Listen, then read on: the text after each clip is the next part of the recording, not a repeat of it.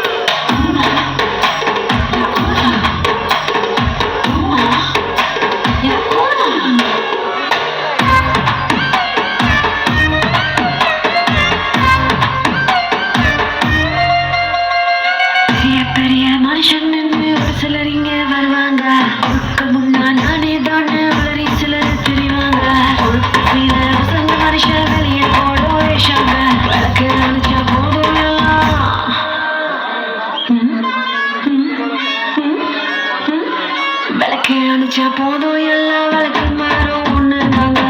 சொல்றியா மாமா சொல்றியா மாமா சொல்றியா மாமா சொல்றியா மாமா